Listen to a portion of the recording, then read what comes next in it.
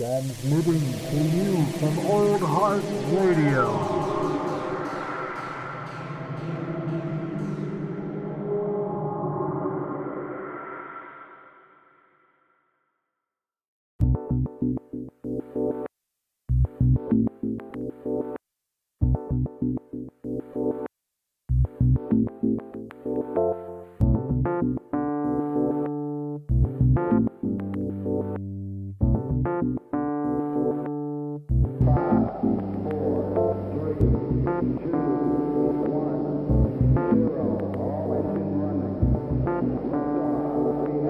Welcome to Local Yokelz. Boom. Alrighty. Turns out, oh nope, wrong episode, wrong show. Take two. This is the I think, what do we call it when we tried to record the other day? The ugly cousin of the Old Heart Radio podcast. It's the Local Yokelz coming right at you. Local Yokelz. Yes. I think it's like only episode number 8. That's how much we put into this one. But yeah, dear hot dogs, we've just recently wrapped up a year, and so we figure it's good to maybe just like take stock, see what we're doing in the upcoming year, see what life has led us, and like what we're fucking up to. Basically, it's just pretty much the state of the union for Old Heart Radio, if you will. Right before this, we were just talking about all the random events that happened on the 6th. This is being recorded on the 7th. Yeah. And so like crazy shit. Lots of stuff. Just lots marinating on that one. I said this right when we hopped on the call. Yeah. I woke up and I was like, today is a good day. It looks like the Democrats have taken the fucking Senate. Yeah, man. In the runoffs, which is crazy nonetheless that Georgia went blue. Yeah, but it's like the first time since, like, I think, Jimmy Carter or whatever. Yeah. But it's wild. Started off on a good note. I was working yesterday, and I had customers come in, and they're like, oh yeah, great news today. Meanwhile, you're like, I'm not allowed to talk politics on the job. I just stare at them dead in the face, lock eyes. I'm like, okay. I'm a Pete Davidson character from SNL. Absolutely. Like, I look at you every day, and that's the Chad. I'm gonna spit take my drink. Okay. But then 2021 handed 2020 its beer, and crazy shit happened at the Capitol. My God, man. I mean, I just can't believe people actually, I want to say stormed the Capitol, but the reality is there's plenty of video evidence of that, like, they got in pretty easily. They're pretty much let in for the most part. There's a barricade erected for a while. Then the officers on the scene just seemed to like throw up their hands and like remove the fucking barricades, which was dumb, which was insane. But that led to a wealth of photos of. I saw Trump. Quickly. Yeah. I saw a post from a dude that lives in DC, and he was like, "Dude, I walk by the Capitol building all the time. Like, you know how fucking difficult it would be to get close? Like, some shady shit was up." That's what I'm saying, man. There's no way. There's just no way that, like, there was a dude that across the White House lawn and like behind the fence a few years ago, like, had a gun, and it was like a full response. That's fucking huge response. These motherfuckers, these dudes somehow managed to get in. Yeah, it's like an act of domestic terrorism. It's wild. Well, I know, and like that's the thing. Like it wasn't just like a march or a protest or something like that. It was like active armed people like entering like a government facility, a government building, which isn't the first time that this has happened. It's like during this like tail end of Trump's presidency, what I mean? This happened in Michigan, right? Exactly. And I just want to quickly throw it out there. I know we have a lot of viewers at this point, and we're listeners at this point, and probably spreading over multiple political ideologies. And I usually don't get into this, but for sake of not ruining what our hard work has given us, but if you lean in that direction, in that political direction, we all have our reasons, but don't try to justify this shit. Yeah. And don't compare it to the Black Lives Matter protests, because one didn't cross the line. Yeah, exactly.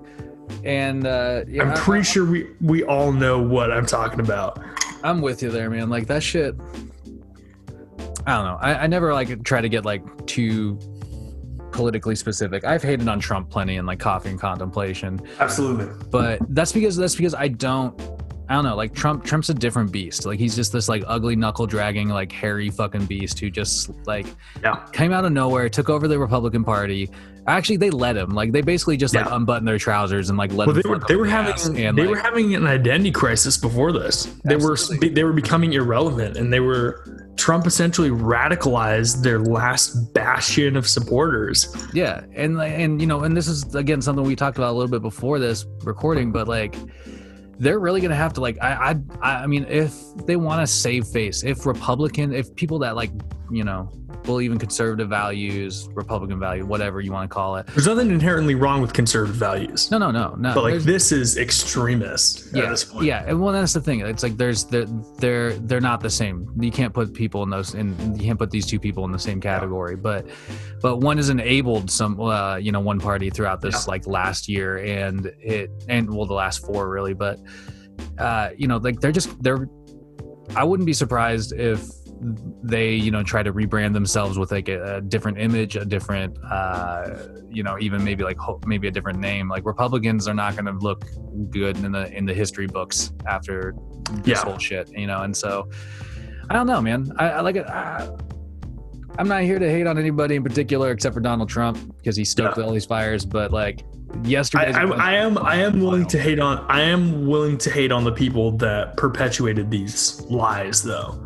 Yeah, I mean, I guess that. Like fucking Ted Cruz and your favorite dude that got our Twitter shut down for a short period of time, Lindsey Graham. Well, and that's the thing. You were talking about it. Like these, you know, these cats are like starting to slither back into their holes where they're like, okay, maybe we shouldn't have supported him all along. And it's like, is that your Mitch McConnell voice? I don't even know what voice that is. But it's like, you know, it's too late for that. Like, and hopefully in the future, votes will reflect the rage people feel about like politicians having enabled all of this. Because what a fucking embarrassment as a country. Absolutely. To have this shit show happen on our Capitol with no like pushback, basically. You know I think, who was it? The French Prime Minister, I think, said something to the extent of like, it is mind-boggling that a country that has touted itself as the center of democracy would have for so long and has led the world in that regard for so long and pushing those ideals so hard is like on the brink of fascism. Yeah. I mean, it's fucky. And the thing is, like, we were the laughing stock. People still think that we're like the number one pinnacle of democratic hope for the world. And it's like, a lot of times it's those same people that are like busting down the doors of the fucking congressional building, you know? And it's like, that's... If you think you are a patriot by busting down the walls of the Capitol and lowering the American flag and raising a Trump flag, you are actually a fascist. Like that's like you have been turned, sir. Yep. Turned as you will. Anyway, yeah, it's just, I mean, we had like, I just, we had to talk about that because it was just such fucking like wild, just, it would be impossible to dodge it. Behavior. We should have brought back You Snooze, You News, and then the random crazy story that was super disheartening would be the uplifting part of it. Yeah, for once. Man, speaking of You Snooze, You News, man, I have such a hard time like letting that show go, but is there anybody who listens to our Spotify or discovered us at this point that would even know about that show, or was it left in SoundCloud? I think it was. I mean, mostly it was on SoundCloud. I think there's maybe one episode of You Snooze You News somewhere in like the podcast that we posted on Spotify. But like, I don't know. I mean, it's how to say it? Maybe it's just the name I love so much. But it's a great name. I don't know. It's one of those shows I've always had in the back of my mind to keep up as a topic idea. But it's one of those. The music was so aggressive. Those are the wild days. You think the Jurassic Park theme is too busy getting us copyright strikes, but then You Snooze You News literally blows out your eardrums every time it starts. It's so fucking gnarly. I don't think you probably can't even find it anymore because don't we have nothing on SoundCloud anymore? There's still some things on SoundCloud, but a lot of it got taken down because I stopped paying for like the extra space on there, and so I didn't realize that as soon as I stopped paying for all of that, they would take down like the stuff you've already posted. I figured that stuff was just like good to go, but yeah. So they have like a couple of the C raps on there. There's like the best one, the Kanye West one, where I can't remember what track it was, but it's like the track where he's like, boop diddy scoop diddy whoop, you know, like God. That track, I mean, no joke though, that C rap was like the most popular thing on that fucking SoundCloud. Like, oh yeah, I'm not surprised. But you know, like I mean, in terms of shows and stuff, man, like you mentioned it earlier, we have had like a really fucking solid last year. We've grown a ton, and it's I mean, I think a lot of it has to do with that we kind of honed in on like our main two shows for the DIY podcast network. Not this show. Not this show. This is the outlier. But you know, like Matinee Edition, really, especially I think like keeping up on like the weekly format that we've been like pretty much holding down most of the year, I'd say. Yeah. We took a few breaks, but it was like very like really every once in a while. Yeah. And I think it really has like that and Coffee and Contemplation have been steady enough to kind of let people know what they can like turn to us for. And that's given us an opportunity now to sort of say like, what else do we want to inject in there a little bit more? Yeah. A little bit at a time. And I have a couple of ideas and I'm going to try to implement them over this next year. Yeah. But you know, like we've done things in the past, like you've done In Tune, which would be which is a great outlet for our you know, love of music. And absolutely. I think, I mean, it made a brief comeback over the year, but that was the reason I stopped doing it, where it was so brief, was just because of technical issues. The circumstances of this year sort of fucked me over a bit. We've somehow managed to find a really good system for doing Matinee Edition.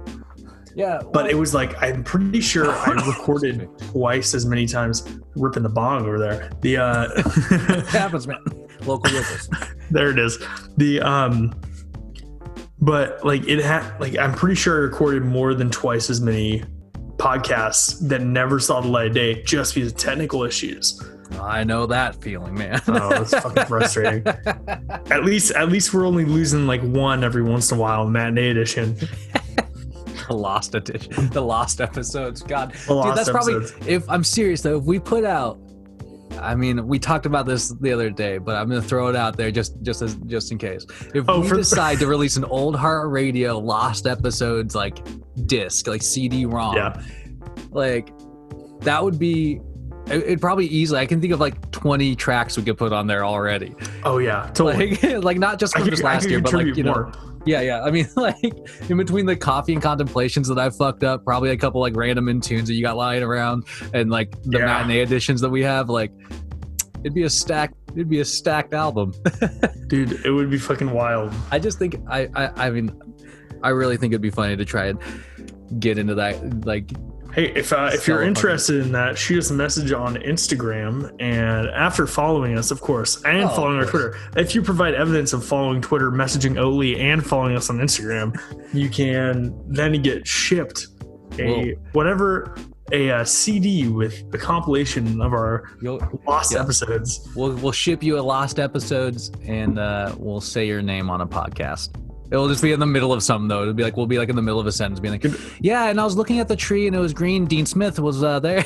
Like, I was gonna say once we really get hit with copyright strikes for Jurassic Park, once we hit enough listenership, then we can change that eventually. We can replace the shout out section with just shout outs to the listeners. Hey man, if they want to come after me about that, they should have done it already. I'm pretty sure, like, because we're speaking of growing other like social media and different platforms, Yeah. like YouTube, they don't really monitor that type of stuff until you hit a certain threshold. Exactly. We're flying under that radar. We're flying just barely at this point. Not to sell ourselves short though, hot dogs. But that's actually one of my points. Like, so one of the things I wanted to bring up is that, like I mentioned, we've grown a lot, and I think we'll keep growing this next year. But it's like it's just interesting because I don't know. Like, I feel like we need to we've implemented our regular shows. We're going to implement some new stuff hopefully in this next year, and I'm trying to find a way to get a third party on board so we can just like have a better social media presence, because I don't have the time for it. You don't have the time for it. Yeah. And it's like no wonder there are people that graduate with fucking marketing degrees that go on to just manage social media accounts. And they do it for like 4 businesses, and they turn it into a full-time job. Yeah, dude. It's because trying to do it for like one project. Effectively. That's the thing. Like we have it's without it looking shitty, you know. Well, and that's it. So that's actually one of the things I'm aiming to grow in this next year is finding somebody to bring on board that will help us do that. So, kind of just keeping our presence online, because basically, sitting down and recording the podcast and getting them recorded and produced every week, amongst other things, it's just like it. We're both students. We both work. Yeah. You're a senior this year. Yes, I'm a senior. Yeah. Speaking of people graduating with marketing degrees, like that's gonna be me in about a year. Yeah, man. Which is huge, man. You've been putting in a lot of work, man. It's been a ride. It's been a ride. That's another thing. We managed to keep it up even though I moved in March. Yeah. Before shit hit the fan, I moved, and we've been doing Zoom ever since. I think I've seen you maybe 4 times in person. Dude, just when I was to Olympia and hang out with my parents, and I would just go to Goats. Yeah. It's so fucking wild, man. I think about that all the time. I'm just like, it's so strange not being able to like sit in a room and record. I know. I'm thankful for the Zoom, but it's a different beast. There's something to be said about like the energy you can create. There's something about sitting at my dinner table after watching Fast and Furious and recording Coffee and Contemplation : Matinee Edition. right from the get-go. There's something, man. How far we've come. Yeah, dude. We've added a few things to the theme. And there's a laser noise in the intro now. But yeah, I mean, like, I don't know, dude. It's true that like we would have had more if we didn't have lost episodes, but we hit 60 or so. So episode 60 at the end of the year. That was the last podcast of the year for Matinee Edition, and it's. I mean, it's fucking awesome. If we can keep up the schedule we're doing, like I think it'll be a really great endeavor to this, like, because I love the idea of just more constant and like shorter podcasts, not necessarily like I mean, there's something to be said about the long form podcast, but what I've always loved about like what we do at Old Heart is that it's just like really, I don't know, intense may be a good or bad word, but it's like and it may be wrong for the situation, but really abrasive 15 to 30 minute, like just in like, boom, podcast done. And I think that's kind of fun. Like one of the things that people like about the station is that it's like different vibe. It's a little rougher. It's a little more unpolished, and you get more personality in that way sometimes. Yeah, which I think is really fucking nice. As soon as they're done here, they can go off and listen to fucking 4 hours of Joe Rogan Yeah, dude. Again, like no knock in any like other podcast form. It's just it's really been interesting. It's a different vibe. Like the way we record. You know what I mean? Yeah. And It's a totally different vibe, and that's one of the things I enjoy. I mean, like I very actively listen to podcasts if I'm playing games, not doing any story stuff, I'll throw a podcast on the background or something. Yeah. And just like there's so much long form stuff. I think the shortest thing I listen to is a podcast called Black Box Down. That's about plane crashes. Oh, that's fucking cool. It's actually a really good podcast, really well produced. But like they go between like 30 and 45 minutes every time. Okay. But like otherwise, I don't listen to anything shorter. So there is something refreshing about having something that doesn't run as long. Yeah. Well, because like, and this is the way I've purposely tried to design Old Heart is that like, you know, it's supposed to be in the vein of like a fucking just you're just